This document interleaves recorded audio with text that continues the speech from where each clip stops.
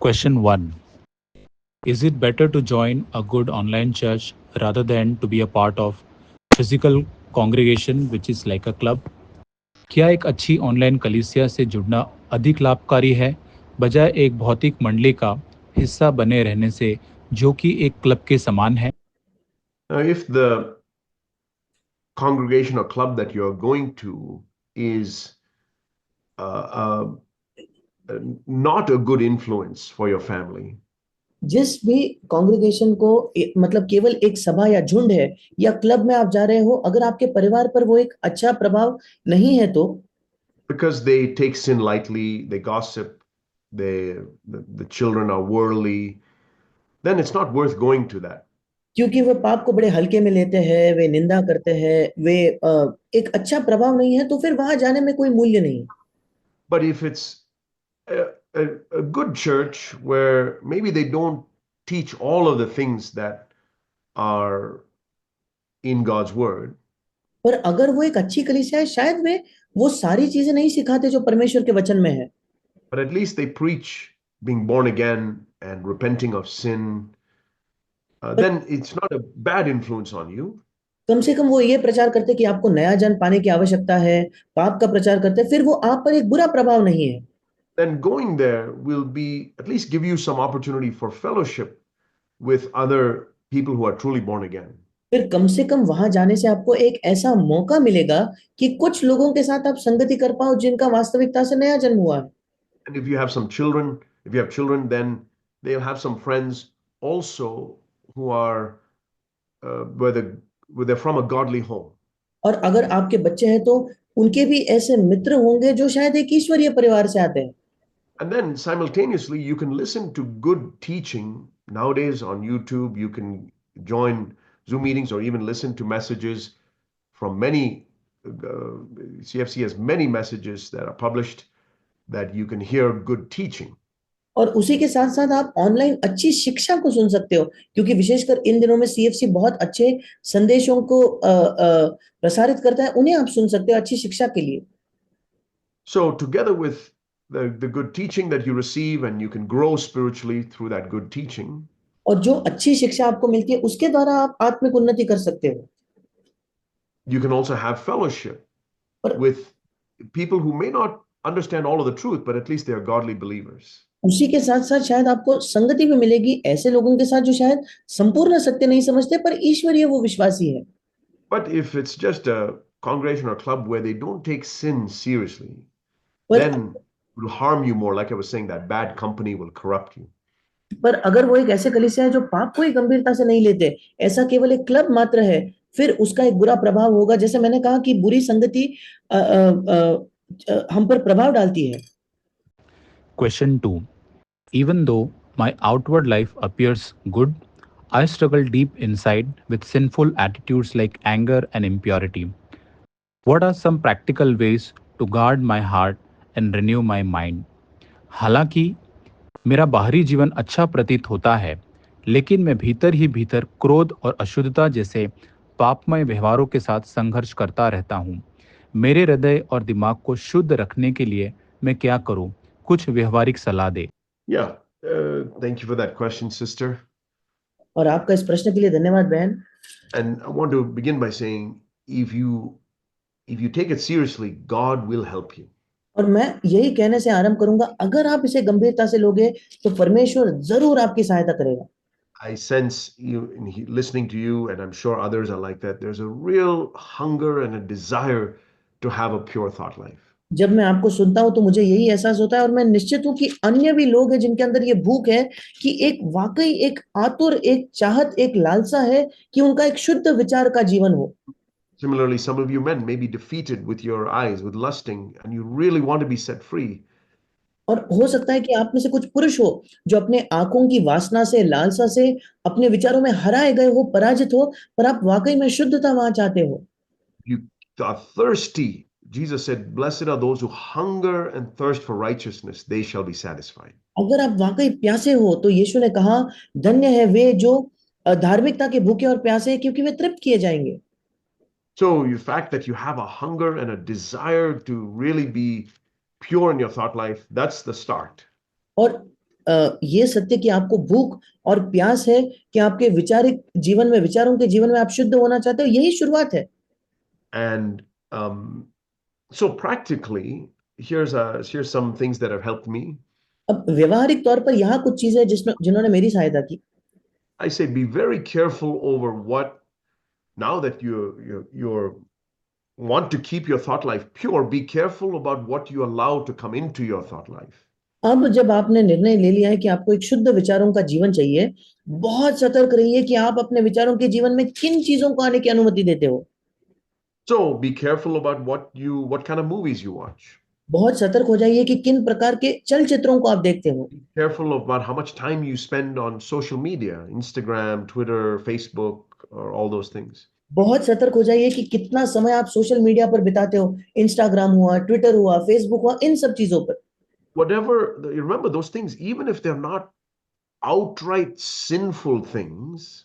और याद रखिए कि इसके बावजूद कि ये चीजें पूर्ण तौर पर बाहर से पाप भरी नहीं दिखती, फिर भी It may seem like, oh, what's wrong with that? That's still the world, the spirit of the world.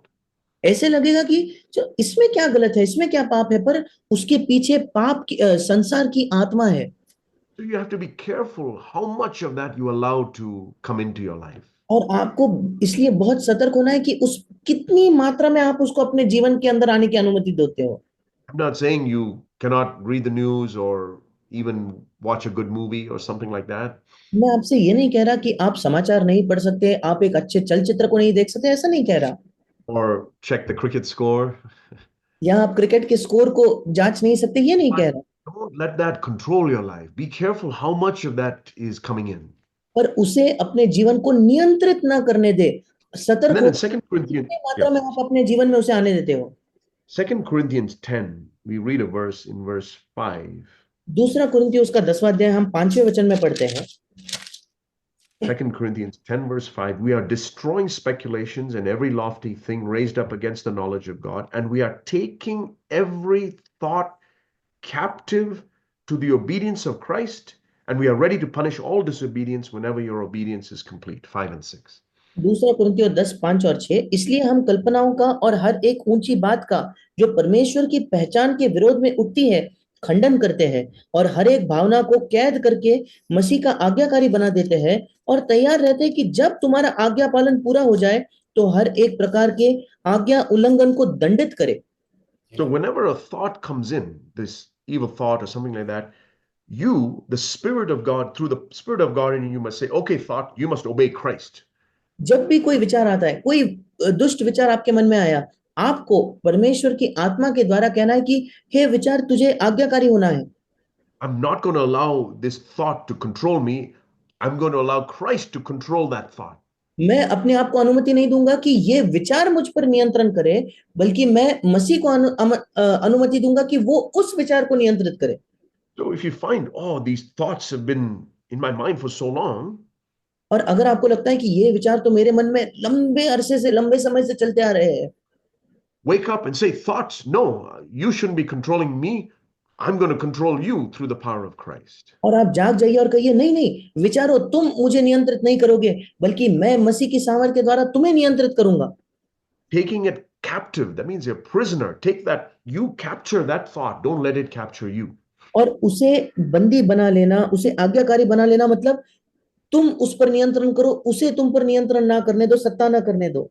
The more you do that and ask God for help with it, you will find it gets better. जितना ज्यादा तुम वो करते हो और परमेश्वर की सहायता मांगते हो, तुम्हें आपको दिखेगा कि ये बेहतर होते जाता है। One more picture I leave with you. If you turn with me to Philippians 4. एक और चित्र मैं आपको दिखाना चाहता हूं, अगर आप मेरे साथ निकालोगे फिलिपियों की पत्री 4वां अध्याय। I think our minds like a container which is open at the top and open at the bottom.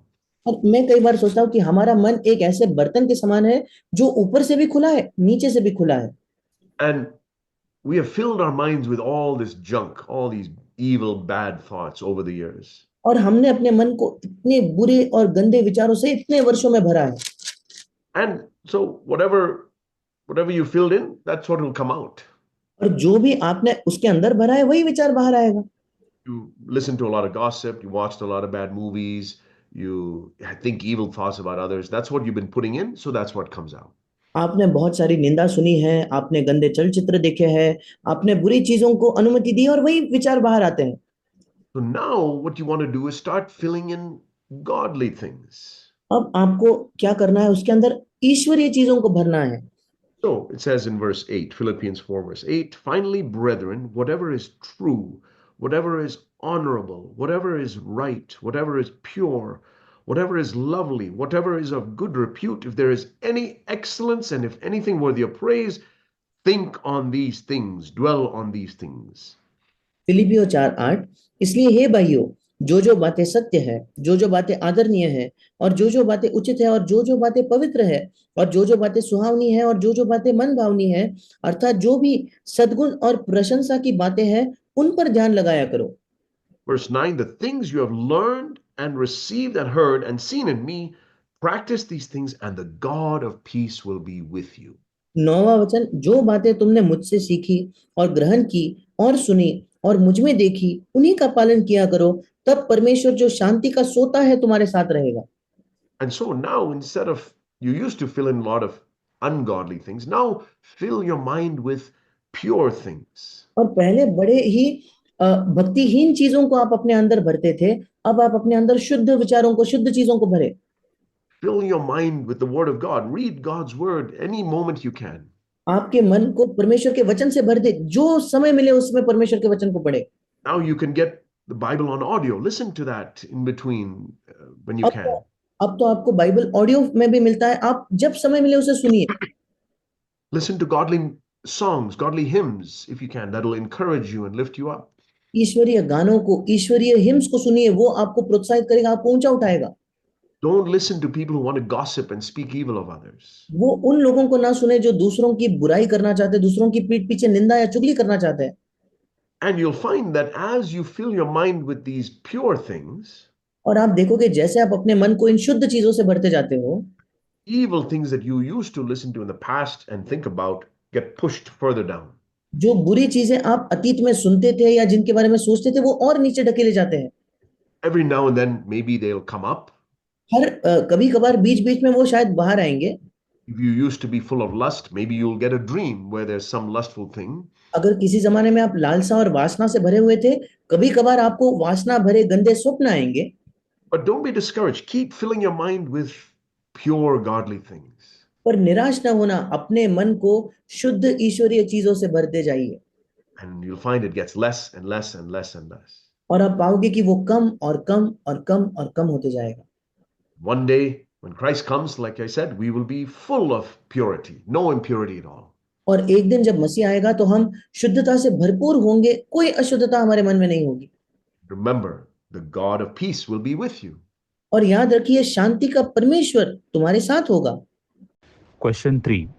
How can I be sure that I am not deceiving myself in my Christian life and that I am truly walking in the light?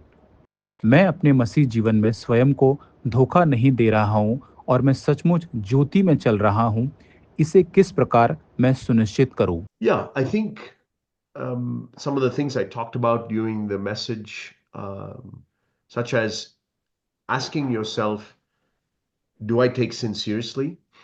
और कुछ चीजें जो मैंने संदेश में भी बांटी कि आप अपने आप से पूछ सकते हो, क्या मैं पाप को गंभीरता से लेता हूँ? And when God shows you some sin in your life, are you quick, excuse me, are you quick to apologize and repent? और जब परमेश्वर आपको अपने जीवन में कोई पाप दिखाता है, क्या आप बहुत तुरंत उसको आप प्रभु से माफी मांगते हो क्या और मन फिराते हो क्या? As soon as God shows you that the way you spoke to your husband or wife or children or a brother or sister was unchristlike, जैसे ही प्रभु आपको दिखाता है कि आपने अपने पति से, पत्नी से, बच्चों से, भाई बहनों से मसीह की तरह नहीं, जो ऐसी चीज जो मसीह जैसे नहीं है, इस तरीके से बात की, the proof that you love the truth is immediately you say, yes, I did it. I'm sorry. Please forgive me. और आप सत्य से प्रेम करते हो, उसका सबूत यह है कि आप तुरंत कहोगे, हाँ मैंने ये गलत तरीके से बात की, मुझे क्षमा कीजिए। That shows that you take sin seriously and you realize that sin will destroy your life. ये दिखाता है कि आप पाप को गंभीरता से लेते हो और आप जानते हो कि पाप आपके जीवन को नाश कर देगा। And you want to have no sin in you. और आप नहीं चाहते कि आपके अंदर कोई पाप हो। And I talked about the kind of company people you spend time with. Be careful about that. और जैसे मैंने बात की कि किस तरह के लोगों के साथ आप समय बिताते हैं, उससे सतर्क हो जाइए। I also talked about, are we seeing more and more unChristlikeness in our life every day? और मैंने इसके बारे में बात की कि क्या हम प्रतिदिन बढ़ती मात्रा में हमारे अंदर हम मसीह जैसे नहीं बन गए, इसको देख पाते हैं क्या? So those are ways in which we can check our spiritual condition to make sure we are not deceived. और ये कुछ तरीके हैं जिससे हम अपने आत्मिक अवस्था को जांच कर देख सकते हैं, सुनिश्चित कर सकते हैं कि हम अपने आप को धोखा नहीं दिया है। And I'll say one more thing. और मैं एक और चीज कहूंगा, That if you are in a God-fearing church where there are godly elders, अगर आप एक परमेश्वर का भय मानने के वाले कलीसिया में हो जहां ईश्वरीय it will, प्राचीन आपके हैं, it will be really beneficial to you if you regularly go to the elders and ask them, how can you tell me if you see anything in me that that you think is unchristlike? और ये बहुत ही अच्छा होगा अगर नियमित तौर पर आप उन अगुओं के पास, प्राचीनों के पास जाकर पूछते हो, क्या आप मेरे अंदर कोई ऐसी चीज देखते हो जो मसीह जैसे नहीं है? Start by asking God Himself through the Holy Spirit to show you anything in you that's unchristlike. शुरुआत परमेश्वर के साथ कीजिए कि पवित्र आत्मा के द्वारा आप उसे पूछते हो कि वो आपको दिखाए कि आपके अंदर ऐसी कौन सी चीज है जो मसीह जैसे नहीं है। It's a wonderful prayer to pray, which you find in Psalm 139. एक बहुत ही अच्छी प्रार्थना है जो आपको भजन संहिता 139 में मिलती है। Psalm 139, verse 23 and 24. भजन संहिता 139 उसका 23 और 24 वचन। Search me, O God, and know my heart. Try me and know my anxious thoughts, and see if there is anything in me that hurts you, and lead me in the everlasting life. हे परमेश्वर, मुझे जांच कर जान ले, मुझे परख कर मेरी चिंताओं को जान ले, और देख कि मुझ में कोई बुरी चाल है कि नहीं। इंग्लिश में लिखा है, देख कि मुझ में कुछ ऐसा है जो तुझे चोट पहुंचाता है कि नहीं, और अनंत के मार्ग में मेरी अगुवाई कर। So pray that prayer. Say, Lord, is there anything in me that's hurting you? Any sin in me? Show it, search me and show it to me. और प्रार्थना कीजिए और प्रभु से पूछिए, प्रभु क्या मेरे अंदर कोई पाप है जो तुझे चोट पहुंचाता है, मुझे दिखा और मुझे उससे शुद्ध कर। And He'll show it to you. और वो आपको वो पाप दिखाएगा। And sometimes He uses godly leaders in our life to help us see that. कभी कभी वो हमारे जीवन में ईश्वरीय अगुओं का इस्तेमाल करता है ताकि हम उन पापों को देख पाए। For you children, He's given you God-fearing parents. आप जो बच्चे हो, आपको उसने परमेश्वर का भय मानने वाले माता पिता दिए हैं। For you young people, if you have God-fearing parents, listen to them. अगर आप जवान लोग, आपके ईश्वर का भय मानने वाले माता पिता है तो उनकी बात मानिए। Even if your parents aren't God-fearing, if you have godly leaders, godly elders in the local church that you can go to and ask for advice and ask them uh, and allow God to speak through them into your life. और अगर आपके ईश्वरीय माता पिता भी ना हो, अगर आपके ईश्वरीय अगुए हैं, प्राचीन है, तो कलीसिया में उनसे जाके बात कीजिए और अनुमति दीजिए कि उनके द्वारा परमेश्वर आपसे बात कर पाए। Question 4. At work, sometimes I find myself silently listening to a gossip, even though internally I disagree with it, but out of fear of offending superiors. How should I handle this wisely as a Christian? कार्यस्थल में मैं स्वयं को कभी कभी चुपचाप दूसरों द्वारा की जा रही गपशप या निंदा सुनते हुए पाती हूँ। हालांकि भीतरी तौर पर मैं उसके प्रति असहमत हूँ, लेकिन कुछ कहने से डरती हूँ कि अधिकारी लोग मेरे प्रतिक्रिया पर नाराज हो सकते हैं।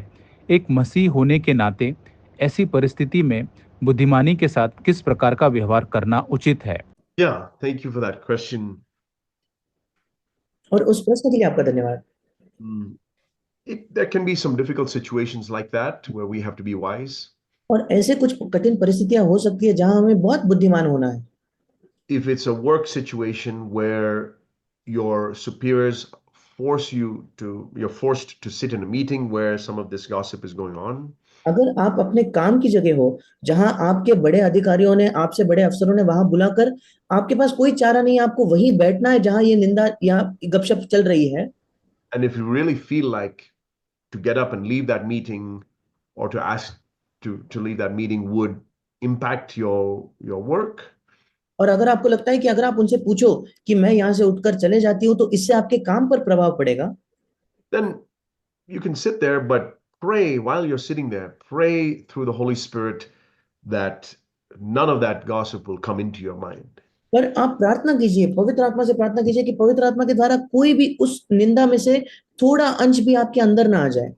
Now, if they ask you to do some sin, then you should never do that.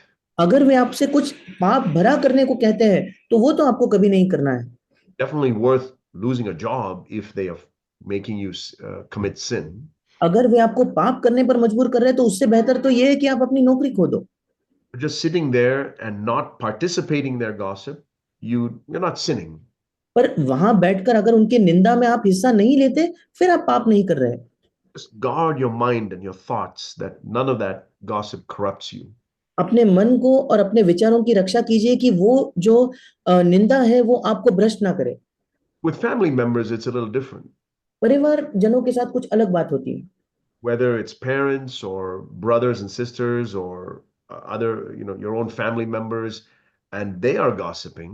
जब बात माता पिताओं की आती है, आपके भाई बहन या अन्य परिवार जनों की जब वे निंदा करते हैं, then you have a choice that you could leave that room and just quietly go somewhere else. आपके पास तब एक चुनाव होता है कि आप उस कमरे को छोड़कर चुपचाप कहीं और चले जाओ। And you don't have to say anything at first. You could just quietly leave.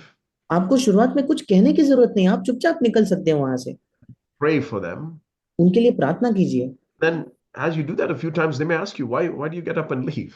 और जब आप ऐसे कुछ समय करने लगोगे तो फिर वे आपसे प्रश्न करेंगे, क्यों तुम बीच में से उठकर चले? And you can use it as an opportunity to be a witness for Jesus Christ. और आप इस मौके का इस्तेमाल कर सकते हो कि यीशु मसीह के लिए आप एक गवाह बनो।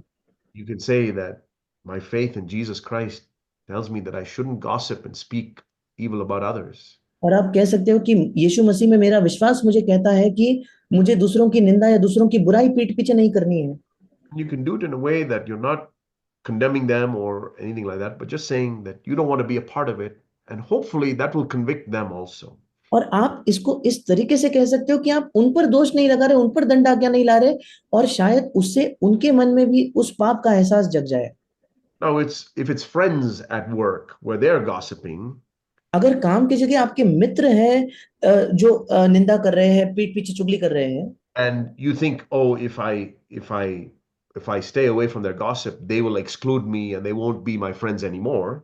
और अगर आपको लगता है कि अगर मैं इनकी निंदा में शामिल ना हूं तो वे मुझे अलग कर देंगे, मैं इनका मित्र नहीं रहूंगा, There too, it's better to stand for Jesus, stand with Jesus, than to be part of a circle of friends. वहां भी यही बेहतर है कि हम यीशु के साथ रहे, यीशु के लोग बने, इसके बजाय कि इन लोगों की मित्रता हमारे साथ हो। Ask God to give you the boldness to be a witness for Him and for the life of Christ. परमेश्वर से पूछिए कि वो आपको सामर्थ्य दे उसके लिए गवाह बनने के लिए और मसीह के जीवन के गवाह बनने के लिए। Question 5. I desire to forgive those who have wronged me, but I struggle to do so fully from the heart. How can I truly forgive them? मैं उन लोगों को माफ़ करना चाहती हूँ जिन्होंने मेरे साथ गलत किया है, लेकिन मैं अपने हृदय से ऐसा कर पाने में संघर्ष कर रही हूँ। मैं वास्तव में उन्हें कैसे माफ़ कर सकती हूँ? Yeah, thank you, sister. I think that's a very honest question. और बहन, आपके प्रश्न के लिए धन्यवाद। मुझे लगता है कि ये बहुत ही ईमानदार प्रश्न है। And remember, God knows the desire of your heart. और याद रखिए कि परमेश्वर आपके हृदय के इच्छा को, उसके लालसा को वो जानता है। God never gives us a command in Scripture without the power to obey it. परमेश्वर कभी हमें कोई ऐसी आज्ञा नहीं देता कि जब वो हमें सामर्थ ना दे उसे मानने की।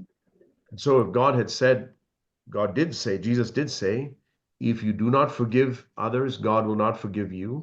और परमेश्वर, यीशु ने जरूर कहा है कि अगर तुम दूसरों की क्षमा नहीं करोगे तो परमेश्वर तुम्हें क्षमा नहीं करेगा। And you must forgive from your heart. और तुम्हें अपने हृदय से क्षमा करना है। So we must believe that God, having given us the command, will also give us the power to obey it. और अपने हृदय से हमें विश्वास करना है कि जबकि परमेश्वर ने हमें आज्ञा दी है तो वो हमें सामर्थ भी देगा कि हम उसकी आज्ञा मान पाए। Imagine as a father, if I expect my son to go get something or my child to go get something from the store, but I don't give them the money. और सोच कर देखिए, मैं जो पिता हूँ, मैं अपने बच्चों को कहता हूँ कि जाकर दुकान से ये ले आओ और मैं उन्हें पैसा ही ना दूं तो if I know my child doesn't have the money, how can I ask them to go get that from the store? जब मैं जानता हूँ कि मेरे बच्चे के पास पैसा नहीं है, कैसे मैं उसे कह सकता हूँ जाकर दुकान से कुछ खरीद दो? And God is infinitely more just and loving and fair than I am. और मैं जितना प्रेमी हूँ, जितना धर्मी हूँ, जितना न्यायी हूँ, उससे कई गुना, असीमित गुना ज्यादा परमेश्वर है। And so if he has given us a command, then he has certainly made the power available for us to obey it. और अगर उसने हमें कोई आज्ञा दी है तो निश्चित तौर पर उसने सामर्थ भी उपलब्ध करवाई है कि हम उस आज्ञा को मान पाए। So we must start by believing that. हमें शुरुआत करनी है इस पर विश्वास करके। So you tell God, Father, you have asked me to forgive everybody who has harmed me, and you've also given me the power to obey that. So help me now, Lord. और आप परमेश्वर से कहिए, प्रभु तूने मुझे आज्ञा दी है कि मैं हर एक व्यक्ति को क्षमा करूं, और उसी के साथ साथ तूने मुझे सामर्थ भी दी है कि मैं हर एक व्यक्ति को क्षमा कर पाऊं। अब मेरी तू सहायता कर। And if you pray like that, you'll find that God will answer. और अगर आप ऐसे प्रार्थना करोगे तो आप पाओगे कि परमेश्वर जरूर उत्तर देगा। There's a verse in Philippians chapter 2. फिलिपियों की पत्री के दूसरे अध्याय में एक वचन है।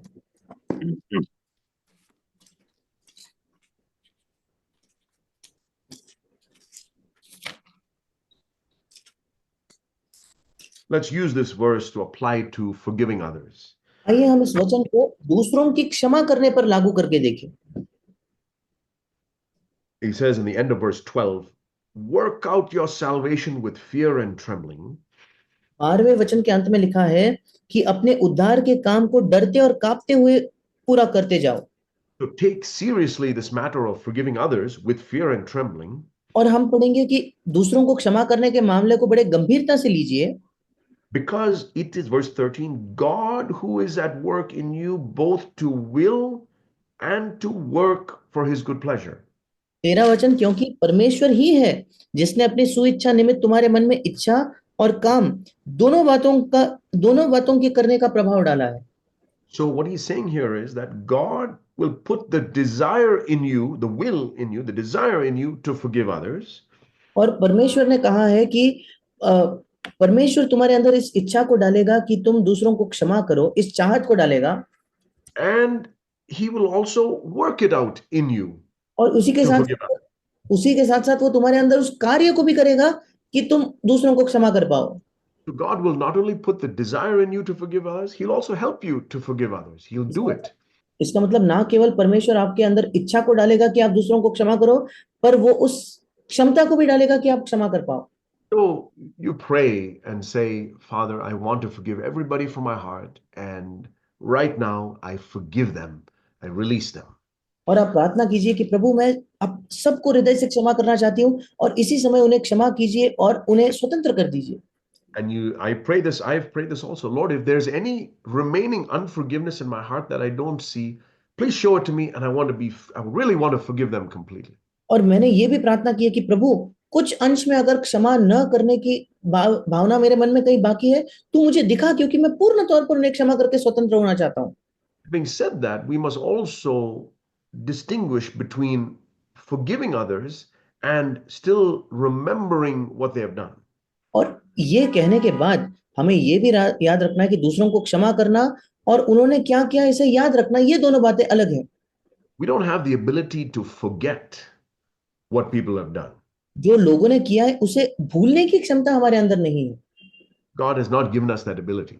परमेश्वर ने हमें वो क्षमता नहीं दी है। So the memory of what they have done may occasionally come back to your mind. और जो उन्होंने किया है उसकी याद कभी ना कभी आपके मन में वापस आएगी। And when that comes, you just say, Lord, yeah, I know they've done that, but help me to make sure that I've fully forgiven them. और आप कहिए, हाँ प्रभु मुझे याद है, मैं जानता हूं उसने ये किया है, पर फिर एक बार मुझे सहायता कर कि मैं सुनिश्चित करूं कि मैंने पूर्ण तौर पर उन्हें क्षमा किया है। And then pray for them. और फिर उनके लिए प्रार्थना कीजिए। Jesus said, pray for those who persecute you, bless those who curse you. और यीशु ने कहा, जो तुम्हें सताते हैं उनके लिए प्रार्थना करो, जो तुम्हें श्राप देते हैं उनको आशीषित करो। And I found that there's some freedom that comes from when I remember something somebody did to me, I just say a prayer for them. और मैंने पाया है कि एक स्वतंत्रता तब आती है जब किसी व्यक्ति ने मेरे खिलाफ कुछ किया है तो मैं उनके लिए प्रार्थना करता हूँ। So just say a short prayer. Lord Jesus, I don't know what they're doing. I don't know where they are. But right now, just bless them in some way that will draw them closer to you. एक छोटी प्रार्थना आप कर सकते हो कि प्रभु मैं मुझे ये व्यक्ति याद है, मैं नहीं जानता वो कहाँ है, वो क्या कर रहा है, पर प्रभु आप उन्हें कुछ छोटे तरीके से आशीषित कीजिए कि वो आपके निकट आए। Now, because of what they've done, you may not choose to spend time with them or go near them, or you may stay away from them. That's okay. क्योंकि उन्होंने आपके खिलाफ कुछ किया है, शायद आप उनके साथ समय नहीं बिताते, उनके नजदीक नहीं जाते, वो ठीक है। People who continually hurt you or have not set things right, you don't have to choose to interact with them. जो लोग निरंतर आपको चोट पहुंचाते हैं, जो चीजों को सही नहीं सुलझाते नहीं मामलों को, उनसे आपको बात करने की जरूरत नहीं। But make sure in your heart there is no bitterness or unforgiveness towards them. पर सुनिश्चित कीजिए कि आपके हृदय में कोई क्षमा न करने की भावना या कड़वाहट नहीं है। And one last thing on that. In Matthew 18, you can read it sometime. Jesus told a story about forgiveness. एक अंतिम चीज, यीशु ने मत्ती 18 में क्षमा करने के बारे में एक कहानी बताई। You can read it from verse 21 onwards to the end of that chapter, Matthew 18. मत्ती 18 के 21 से उस वचन के अंत तक पढ़ सकते हो। And in that, you see the story of a man who was forgiven a lot वहां एक ऐसे व्यक्ति की कहानी पढ़ते हो जिसको बहुत ज्यादा क्षमा मिली थी by the master. अपने स्वामी के द्वारा, Then somebody else owed him something, much smaller amount, और कोई और था जो बहुत कम पैसे के कर्जदार था, and he didn't forgive that person. और उसने उस व्यक्ति को क्षमा नहीं किया। And then the master called him up and said, "You should have forgiven that person. What they did to you was so small." और फिर स्वामी ने उसे बुलाकर कहा कि तुमने उसे क्षमा किया क्योंकि उसने तुम्हारे खिलाफ किया वो बहुत छोटा था।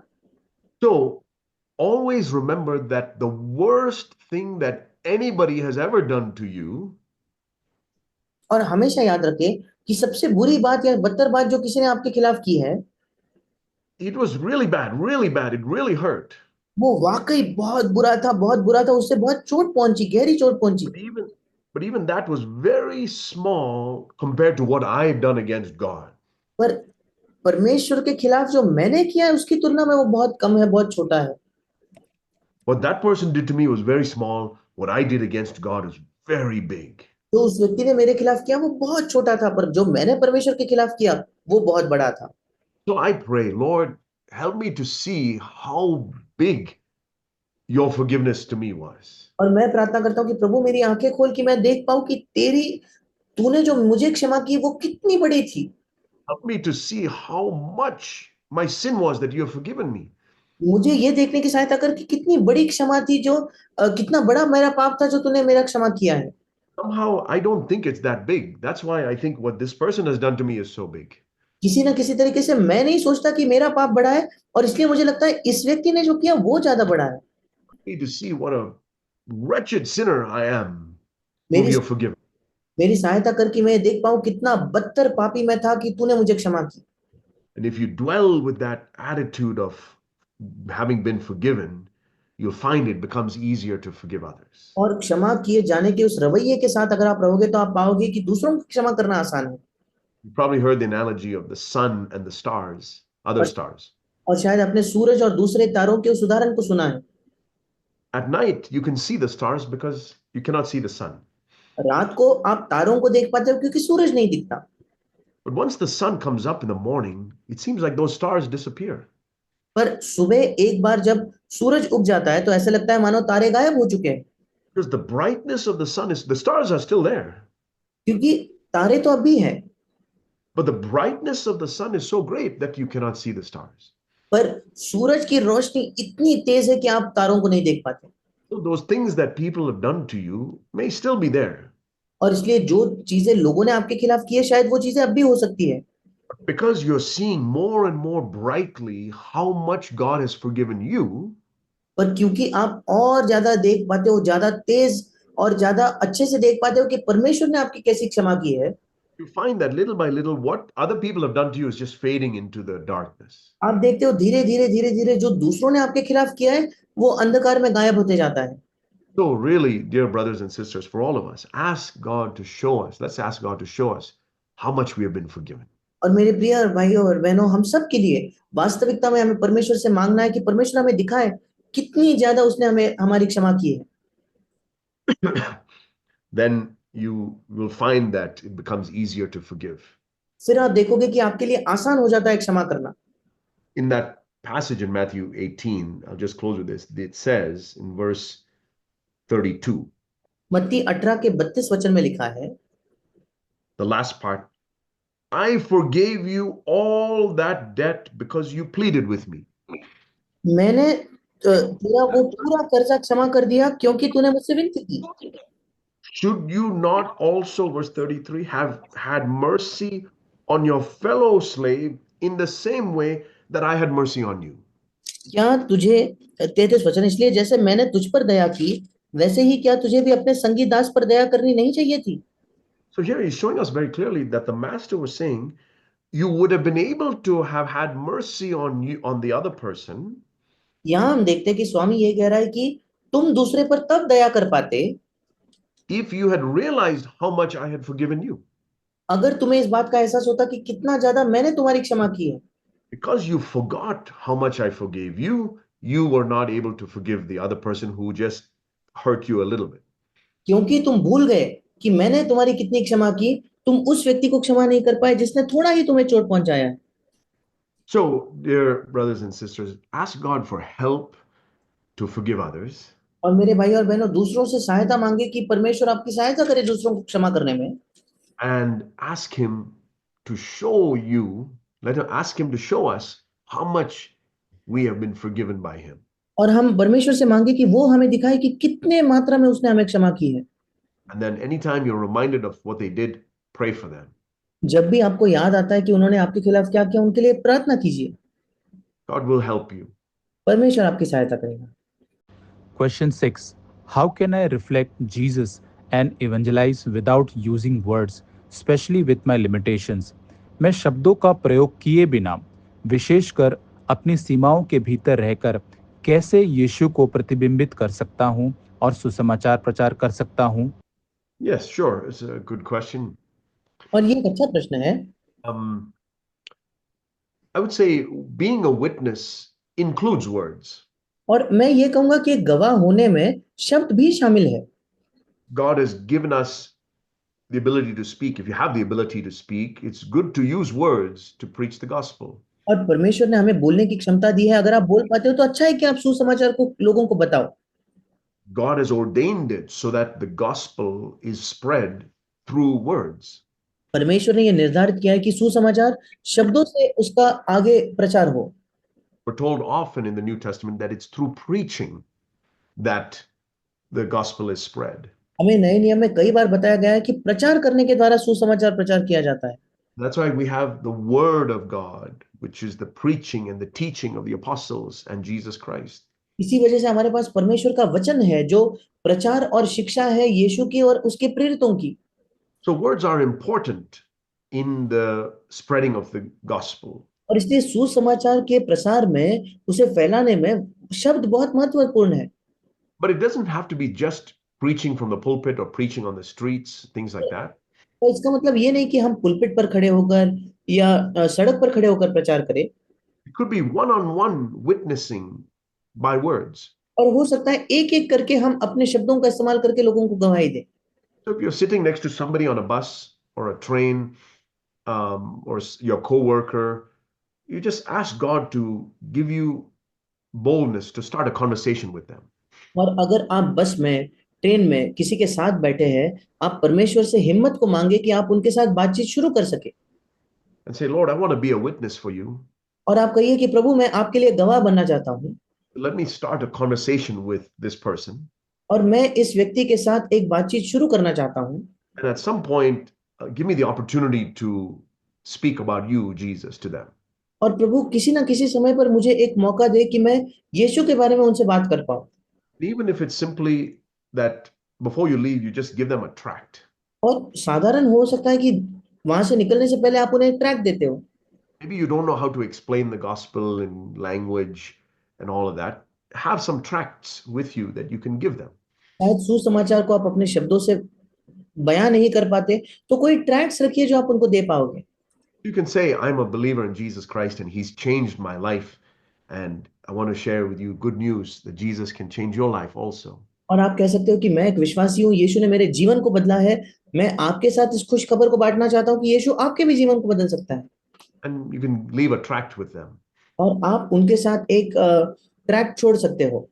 We have many tracts in many languages, कई भाषाओं में कई ट्रैक्स उपलब्ध हैं, like The Real Truth, Amazing Facts. जैसा जो वास्तविक सत्य है या अद्भुत ऐसे कुछ सत्य है।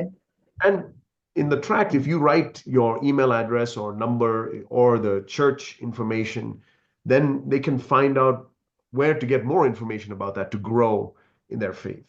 और ट्रैक्ट में अगर आप ईमेल एड्रेस लिखे, अपना नंबर लिखे या चर्च की जानकारी लिखे तो उनको और जानकारी मिलेगी कैसे वे उद्धार में विश्वास में बढ़ सके।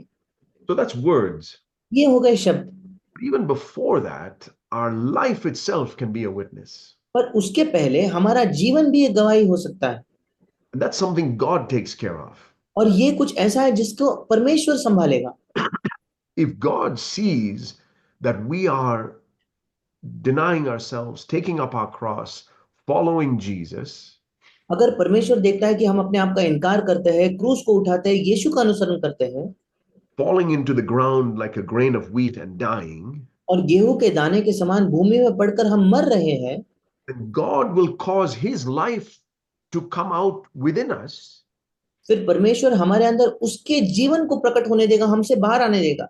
This is a principle that if we die with Christ, we will have His life. ये एक सिद्धांत है, अगर हम मसीह के साथ मरेंगे तो उसका जीवन हमारा होगा। It is always true 100% of the time. ये हमेशा सच है 100% समय। So in secret, if you're daily denying yourself, following Jesus, dying to yourself, और अगर गुप्त में आप मसीह का अनुसरण कर रहे हो, अपने आप का इनकार करके यीशु के पीछे चल रहे हो, God will ensure, will put in you the resurrection life of Jesus because you have died with Him. परमेश्वर ये निर्धारित करेगा कि प्रकाशन पुनरुत्थान का जीवन वो आपके अंदर डाले क्योंकि आप उसके साथ मर चुके हो Life will be a light. और वो जीवन एक ज्योति बनेगा। That's what we read in John 1 verse 4, that in Jesus was life and that life was a light. यही हम यूहन्ना 1:4 में पढ़ते हैं कि यीशु मसीह में ज्योति थी और ज्योति मनुष्यों के लिए यीशु मसीह में जीवन था और वो जीवन मनुष्यों के लिए ज्योति बना। The life of Jesus is a light. यीशु मसीह का जीवन ज्योति है And you know, a light doesn't have to make any sound.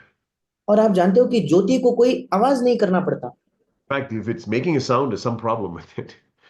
अगर बत्ती में आवाज आ रहा है तो उसमें कोई समस्या है। It quietly is just shining. वो चुपचाप चमकता है And when you come into the room, you know whether the light is shining or not because there's light in the room. और जब आप किसी कमरे में आते हो आप तुरंत जान जाते हो कि ज्योति चमक रही है कि नहीं। You must believe that the life of Christ, if it's really in you, will be like a light. आपको विश्वास करना है कि अगर मसीह का जीवन वाकई आपके अंदर है तो वो ज्योति के समान होगा And anybody who comes near you will sense there's a light here. और कोई भी जो आपके नजदीक आता है आपको तुरंत उसे पता चल जाएगा कि यहाँ तो जीवन है। Your co-worker in your office will sense there's something different because the light is shining. आपके काम के जगह वो व्यक्ति देख पाएगा, सहकर्मी देख पाएगा कि हाँ कुछ अलग है क्योंकि ज्योति चमक रही है।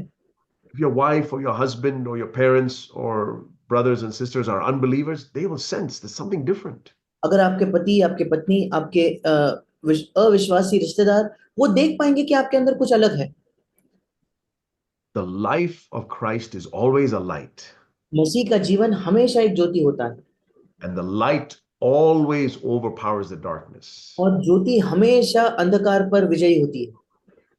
So remember that. Make sure that the life of Christ is really in you by dying with Him, dying to yourself every day. और इसे याद रखें कि इसे सुनिश्चित करें कि मसीह का जीवन आपके अंदर प्रकट होगा प्रतिदिन मरकर। Then that life will be a light.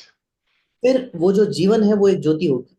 And then following from that, like I said at the beginning, was your words. It's still good. That's why the Holy Spirit comes and fills us with boldness to be a witness for Jesus with our words. और इससे आगे बढ़कर जैसे मैंने पहले कहा हमारे शब्दों का इस्तेमाल करना, इसी वजह से पवित्र आत्मा आकर हमें भरकर हमें अपने शब्दों से भी एक गवाह बनाए। Question 7. As a teacher, I need to teach moral lessons from literature, but I sense a gap between just moral love and divine love. How can I be honest and true in what I teach? एक शिक्षक होने के नाते मुझे साहित्य से नैतिक शिक्षा के विषय में पढ़ाना होता है, लेकिन मुझे कहीं ना कहीं नैतिक प्रेम और ईश्वरीय प्रेम के बीच एक अंतर महसूस होता है। मैं शिक्षण के दौरान कैसे एक टीचर होने के नाते ईमानदार और सच्चा रह सकता हूँ? That's a challenge that we all face in different ways. और ये एक चुनौती है जिसका सामना हम सब अलग-अलग तरीकों से करते हैं। When it comes to teaching in the schools, you may be restricted on how much we can speak about Christ and Christ-likeness. जब आप किसी स्कूल में पढ़ाते हो तो हम पर कुछ बंधन होते हैं कि कितने मात्रा में हम मसीह के बारे में कह सकते हैं या मसीह के जैसे बनने के बारे में कह सकते हैं। If they give you the freedom to speak about the love of God, then use that opportunity. अगर परमेश्वर के प्रेम के बारे में बात करने की स्वतंत्रता वे आपको देते हैं तो उस मौके का इस्तेमाल कीजिए। But if not, then you can teach them what subject they need to teach. अगर नहीं तो जो विषय आपको पढ़ाना है वही विषय उन्हें पढ़ा दीजिए। If you have the opportunity to speak to, or you can ask God, Lord, show me, are there any students here who I can speak to one-on-one about the love of Christ? और आप परमेश्वर से पूछ सकते हैं, प्रभु आप मुझे दिखाइए क्या ऐसे विद्यार्थी कोई यहाँ है क्या जिनके बारे में मैं अकेले में उनसे मसीह के प्रेम को बांट पाऊं। And moral love is good. It's good to be nice to others and good to others. और नैतिक प्रेम भी ठीक है, सही है, दूसरों से अच्छा होना, दूसरों से प्रेम करना अच्छी बात है।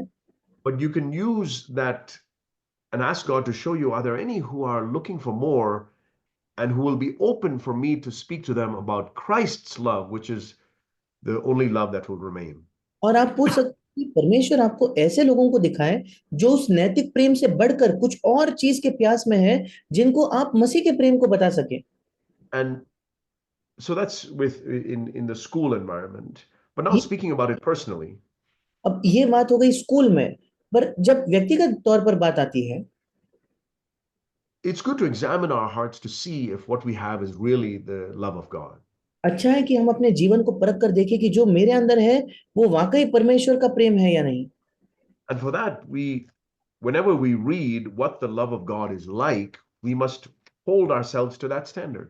और उसकी वजह से जब भी हम पढ़ते हैं कि परमेश्वर का प्रेम कैसा है, हमें अपने आप को उस मापदंड के सामने अपने आप को परखना है। We can read about it in 1 Corinthians 13. हम पहला कुरिन्थियों उसके 13 अध्याय में इसके विषय में पढ़ सकते हैं। Love is always patient. प्रेम हमेशा धीरज दिखाता है। That is 1 Corinthians 13 verse 4.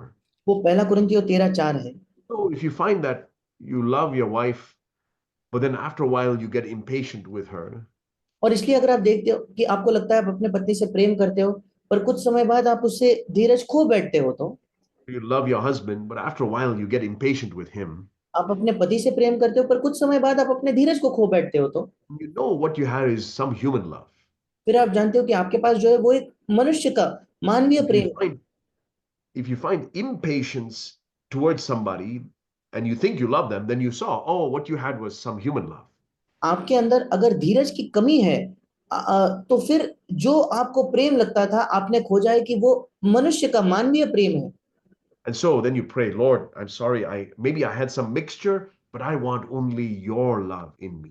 फिर आप कह सकते हो कि हाँ प्रभु, शायद मेरे अंदर जो प्रेम है उसका मिश्रण था, पर मैं केवल आपके प्रेम को ही मेरे अंदर चाहता हूँ। And then you can go through that list. Love is kind, always kind. Love is never jealous. और फिर आप उस पूरे सूची को पढ़ सकते हो। प्रेम कृपालु है, प्रेम डाह नहीं करता, बड़ाई नहीं करता। Love does not brag or boast, is not arrogant. प्रेम अपनी बड़ाई नहीं करता, फूलता नहीं, वो अनरीति से नहीं चलता। Middle of verse 5, love will never seek its own. 5वां वचन का बीच का भाग, वो प्रेम कभी अपनी भलाई नहीं चाहता। Love is never provoked. प्रेम कभी झुंझलाता नहीं, इंग्लिश में लिखा है कभी उकसाया नहीं जाता। Love always hopes all things, verse 7. 7वां वचन, वो सब बातों की आशा करता है।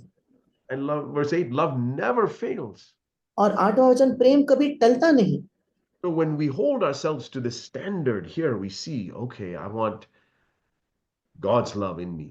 जब हम अपने आप को इस मापदंड के अनुसार परखेंगे तो हम कहेंगे कि नहीं, मैं परमेश्वर का प्रेम अपने अंदर चाहता हूँ। One more verse in Ephesians 5, it says, एक और वचन इफिसियों 5 में verse 25, husbands, love your wives. इफिसियों 5:25 की पतियों अपने पत्नियों से प्रेम करो। Then he tells us, how do you know if you're actually loving your wife? और फिर वो कहता है कि कैसे तुम जानते हो कि अपने पत्नी से तुम प्रेम करते हो? The standard of love must be the same standard that Jesus has for the church, for you. और वो कहता है कि अपने पत्नी से करने का प्रेम का जो स्तर या मापदंड वैसा ही होना चाहिए जैसे मसीह ने कलीसिया से प्रेम किया। We really meditate on this verse, we will all have to admit, I don't love my wife. और अगर हम इस वचन पे वाकई अपने आप को परखे तो हम कह सकते हैं कि मैं अपने पत्नी से ऐसा प्रेम नहीं करता। Love is defined by the standard of Christ's love for the church. और प्रेम की परिभाषा ही इससे है कि मसीह ने कलीसिया से कैसा प्रेम किया। So I say, Lord, I want to really love my, this is a command you've given me. और मैं कहता हूं कि प्रभु मसीह मैं वाकई प्रेम करना चाहता हूं, ये एक आज्ञा तूने मुझे दी है। I want to love my wife this way. Will you give me your love, Lord? मैं अपने पत्नी से इस प्रकार से प्रेम करना चाहता हूं, क्या तू मुझे तेरा प्रेम देगा प्रभु? And if you hunger and thirst for it, Matthew 5, verse 6, God will give it to you. और अगर आप उसकी भूख और प्यास रखो तो मत्ती 5:6 में लिखा है कि परमेश्वर आपको वो दे देगा। May God help us. परमेश्वर हमारी सहायता करे।